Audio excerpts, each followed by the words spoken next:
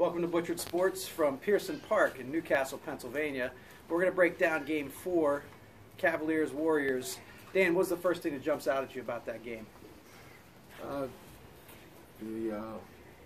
Honestly, the Warriors got put back on their heels from the tip, from the jump of that game.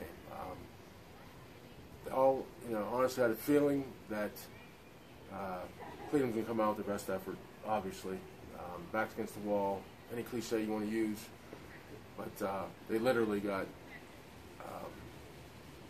taken to the woodshed in the first quarter. And 49 points in a quarter in an NBA Finals closeout game for a team down 3-0 is extremely impressive. It shows that Cleveland have brought the intensity and brought pride to the table. That's what jumped out at me, too. I think that last part, the thing that you just said, all of that is definitely true, I agree.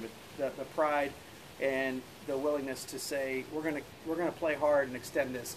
I think Mark Jackson said during the broadcast, and you said it before the game when we were talking just leading up to the game on the phone together, about how a lot of teams don't want to get on the plane and travel all the way back across the country.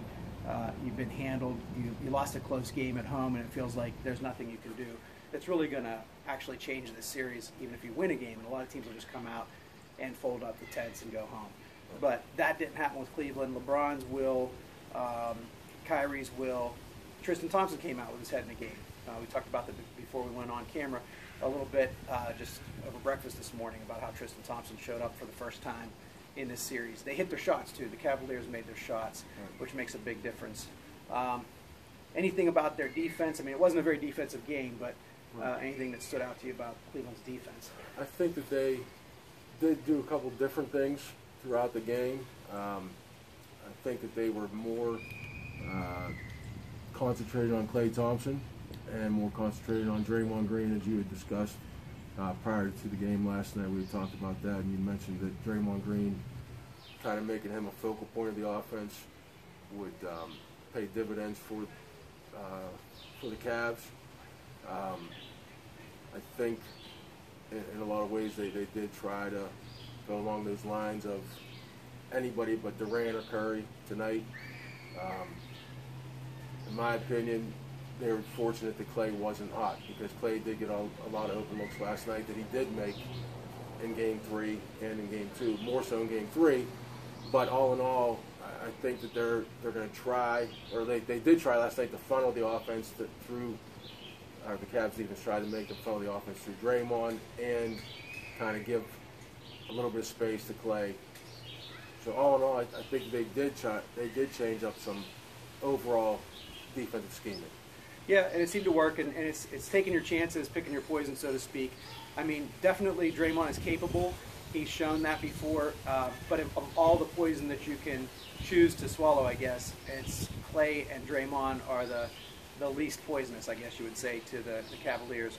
But you think that's what they're going to stick with in Game 5, or do you see them switching it up at all as far as strategy? I think that they have no choice but to play almost identical, as much as they are able to stick to that game plan as they did last evening, because the only other thing then is you can't slack off of Curry or Durant as much as you'll slack off of Draymond and Klay.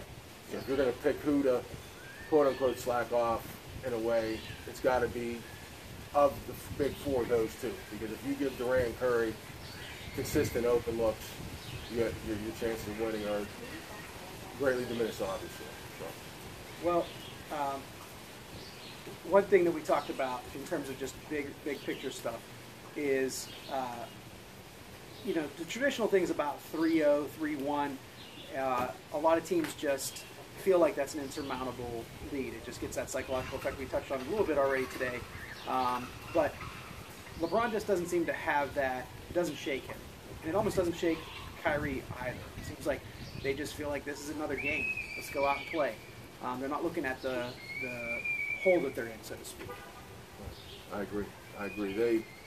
They are the. That's why they are first team. Considered all NBA, the elite of the elite. Those two individuals set the tone for their team. LeBron James, just by nature of how great of a player he is, feels he can win any game he's in, obviously. He doesn't care if it's against the Warriors or the Pelicans. It doesn't make a difference to LeBron. LeBron doesn't necessarily look across the court and say, I'm playing against, four-time MVP or future Hall of Famers. He might say that in the press conferences just to make the media happy and make the media, write what they want to write type of stuff. But in reality, if you really watch LeBron plays against himself. LeBron wants to be a better LeBron Monday night than he was on Friday night. His only bar he sets is LeBron's bar. So he's going to always try and up it to himself.